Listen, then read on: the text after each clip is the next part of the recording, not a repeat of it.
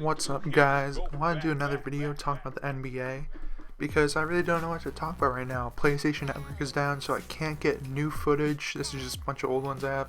So anyways, let's get started. I'm going to be talking about the conference standings and whatnot as of right now and what has happened through the past season so far, about 30 games in or so, and what I will see happening and the rest of the year and whatnot compared to expectations. First, let's go through the East. The current standings in order are Cavs, Bulls, Heat, Raptors, Hawks, Pacers, Magic, Celtics, Pistons, Hornets, Wizards, Knicks, Bucks, Nets, Sixers. So for the most part, looking through this, nothing is super surprising. The one thing, two things you can say are kind of surprising is the fact that both the Bucks and the Wizards are out of the playoff picture as of right now. But for the most part, this kind of playoff picture looks like it'll stand, or it looks pretty, fine and kind of up to expectations. Well, one thing I know I got a lot of heat over for saying earlier on was that I did not believe the Raptors would be a top 4 seed. And the thing is, right now they are 4th. However, they're tied for 4th with the Hawks. And then there's other teams like the Pacers and the Magic who are like one game behind them. So the thing is, I'm not completely wrong, but I am at the same time. Now, for the most part, talking about the East, it is a lot better than last year, and I do think it is better than West, as they're from pretty much all the way from the 3rd seed down to the 13th seed. Like, any of those teams have a chance to make the playoffs. Of course, like the Bucks and the Knicks have a much lower chance, but they're still technically in the playoff picture, where for making the playoffs, they're at the most 5 games back, which is kind of a big thing, but not as big as you may think. Anyways, going through some of these teams, the Cavs, everything is up to plan. I feel like the Bulls, same old. They're very, I don't like the Bulls.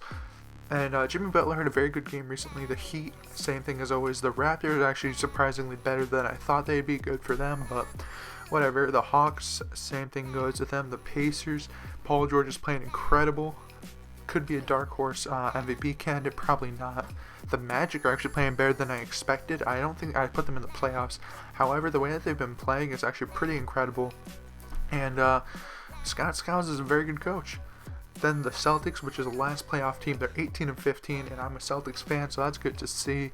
And throw in the fact that they look pretty promising, that's nice. The Pistons just have one more loss than the Celtics, and why they're in the 9th seed. So I really don't that kind of sucks for them, but I thought they'd do a little bit better. Drummond's absolutely an animal, so that's good. Hornets are 17-16. Did better than I expected, actually. I didn't think they'd do this well. The Wizards are doing a lot worse than I expected, but they do have a decent amount of injuries with Bradley Beal and Nene. The Knicks, I didn't believe in the Knicks, and it's kind of true. Porzingis is looking very good, but besides that team is kind of hopeless. Next are the Bucks. I kind of mentioned that I didn't think the Bucks, everyone's like, oh, the dark horse are going to be great. And I mentioned that you got to be kind of wary about that. And the thing is, they aren't doing as well as I expected. First off, MCW is absolutely terrible. I hate MCW as a player. I just feel like he's kind of pointless. He was good as a rookie, but since then he just completely fell off. The Nets and the Sixers, both of these teams just need a tank. The Nets need to find out a way to tank efficiently, as they have no draft picks this year. And the Celtics get their picks, so I hope they lose a lot. But the Sixers are on the right way. I can probably make a whole video about the Sixers, but in general, I think that they are moving the right way, and look for them to start winning games next year. Next year will be the year for them. So that's the Eastern Conference in a very, very quick rundown. Didn't want to spend too much time upon the East. I feel like a lot of the storylines are either way too deep to cover in one video, or way too shallow to cover in one either. So let's move on to the West. Now, the West in order goes Warriors, Spurs, Thunder, Clippers, Mavs, Grizzlies, Jazz, Rockets, Trailblazers, Kings, Timberwolves, Nuggets, Pelicans, Suns, Lakers. Now, really quickly about the standings, pretty much everyone said that they expected last year's playoff teams to be the same as this year's, but maybe the Trailblazers fall out for another team, and possibly the Mavericks. However, the only team that fell out of the playoff picture right now is the Trailblazers, and the Pelicans, actually both of them did. And people who stepped up were the Thunder, because they didn't make it. I actually just remembered that off the top of my head. And the Jazz actually stepped in. Now, going from top to bottom, the Warriors are absolutely incredible. Draymond Green definitely deserves to be an All-NBA first team kind of recognition. Put him at the center spot. I know he's not a center, he's a power forward, but he plays enough center minutes, and that's his most effective spot on the floor, I feel. So they're incredible. I don't know if Clay is going to be an all-star. I feel like he will end up being one. Curry definitely is, and he might win MVP again, which is absolutely insane thing about where he came out of college. Next are the Spurs, who, as incredible the Warriors are, they're only 3 games behind them, and that is an absolutely amazing feat. Also considering all the greatness they've accomplished this season, with Kawhi being probably second runner-up, or the runner-up. I don't know, I sound like Steve Harvey right now, for the Spurs and for the league as well. He's doing an incredible job this season, so good by them. Next are the Thunder, where they should have been a playoff team last year, and just because of one Anthony Davis 3 was the reason why they weren't.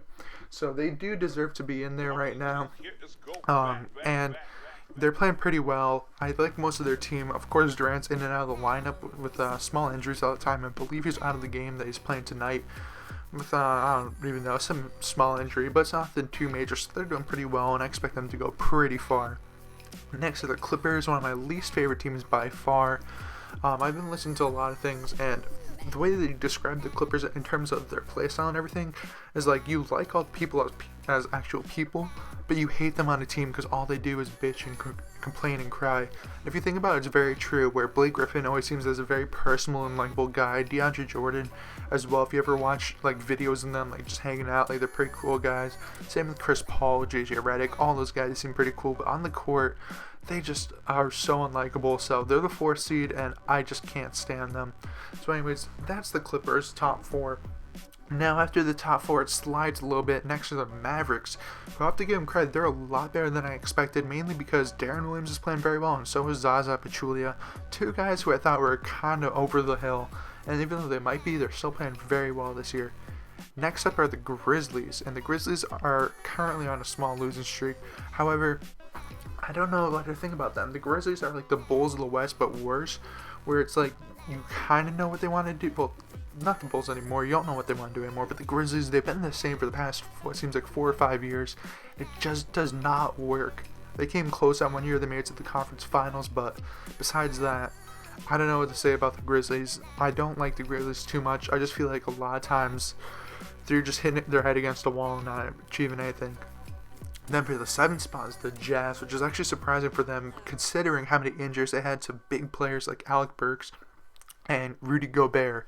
A lot of people place Gobert in the top 20 NBA players. I saw like on Bleacher Report and stuff like that, which is crazy. And they've been missing him almost the entire season, as well as Dante Exum tore his ACL, and then Alec Burks broke something in his leg, I believe, again. So that seems to happen way too often with him.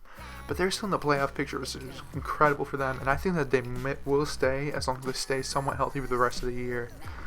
Next are the Rockets, which are the 8th seed. And I gotta say, I kind of feel ashamed, just like almost everyone who tried to guess any playoff predictions this year, as everyone seemed to choose the Rockets to be a very good team this year. However, they've been absolutely terrible. James Harden's been the only bright spot, but he plays absolutely no defense again on that terrible team. I feel bad for Dwight Howard, as he's just looking terrible. I watched when they played the Lakers, and there was just a play where he like could not dunk it, and it was the saddest thing to see. Now going to the non-playoff picture, my favorite team is in the 9th spot, the Trailblazers, where I said, hey, watch out for them, because yes, I don't know if they'll make the playoffs, and I don't think that's their best option to make the playoffs.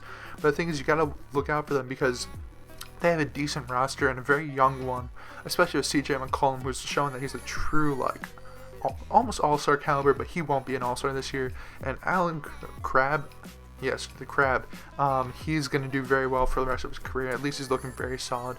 Vonleh, I don't like as much after watching too much of him, but there's some bright spots on this team. Next are the Kings, where I thought they'd be a mess. A lot of people thought they'd be a mess, but they're surprisingly not too bad. They are pretty far from they're only 2 games away from the playoffs, but they just, I don't know what's happening with them.